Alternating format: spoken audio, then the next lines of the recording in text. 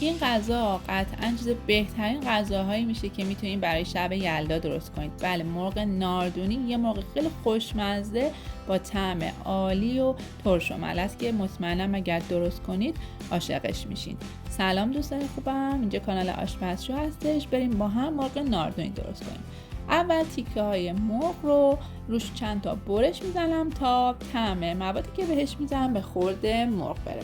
نیاز به پیاز داریم. طبق معمول پیازها رو نگینی ریز خوردش میکنیم.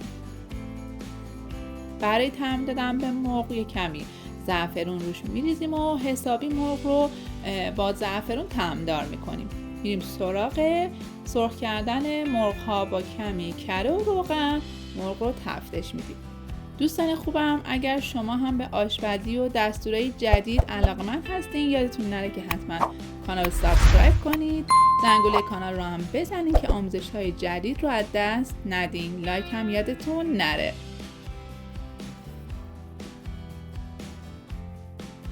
خب میریم سراغ ادامه درست کردن غذامون که پیازهامون رو با کمی روغن تفتش میدیم.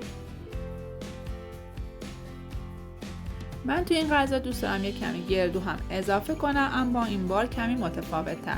گردوها رو ریز خورد میکنم به حالتی که دندونگیر باشه و موقع خوردن غذا زیر دندون احساس بشه. مرغ ناردونی تو شهرهای مختلفی پخته میشه، مخصوصا تو مازندران و گیلان. البته سبکشون تقریبا یکسانه با کمی تفاوت.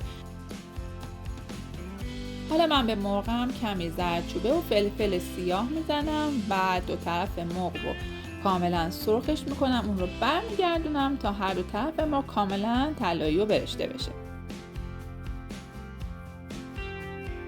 میرم سراغ پیاز هام. پیاز که کمی سبک شد به پیاز هام هم زردچوبه میزنم.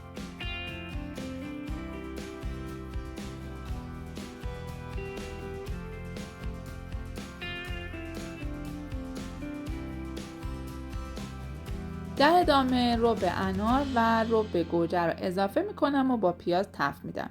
یکی از خوشمزگی های سس این غذا همین رب اناری هستش که اضافه میکنم و در آخر ویدیو بهتون میگم که چیکار کنیم که این مرغمون خوشمزه و مجلسی تر بشه.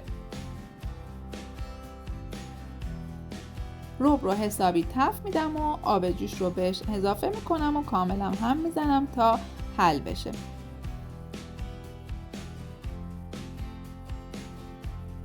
گردوهای خورد شده رو میریزم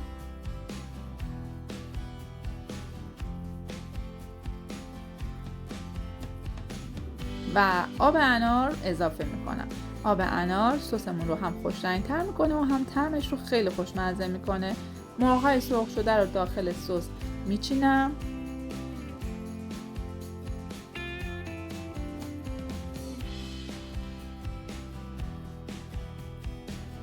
نمک غذا رو اندازه کنم و اجازه میدم حدوداً 1 ساعت تا 1 ساعت و نیم مرغ داخل این سس پخته بشه و طعم بگیره.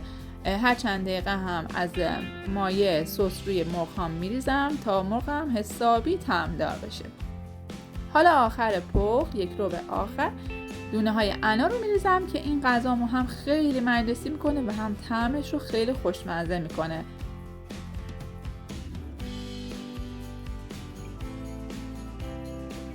دیگه صبر میکنم تا مرغم جا بیفته و به روغن بیفته. این مرغ با سس بی‌نظیرش و دونه های انار هم خیلی طعم و عطر خوبی داره، هم خیلی مجلسیه. بعد اینکه سسم غلیظ شد و مرغم کاملا پخته شد، دیگه مرغم آماده است. این میشه یکی از خوشمزه ترین مرغ هایی که درست کردید. اون تو ظرف سروم میکشم و با سسش اون رو سروش میکنم.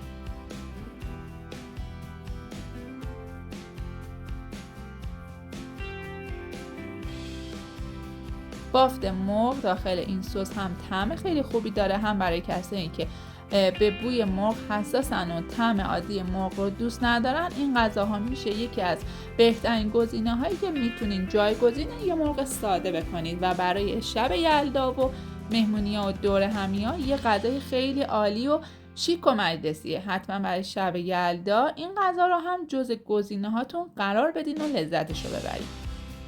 ممنونم که تا اینجا آموزش همراه من بودین. به نظرتون آموزش یلدای بعدی ما چی میتونه باشه؟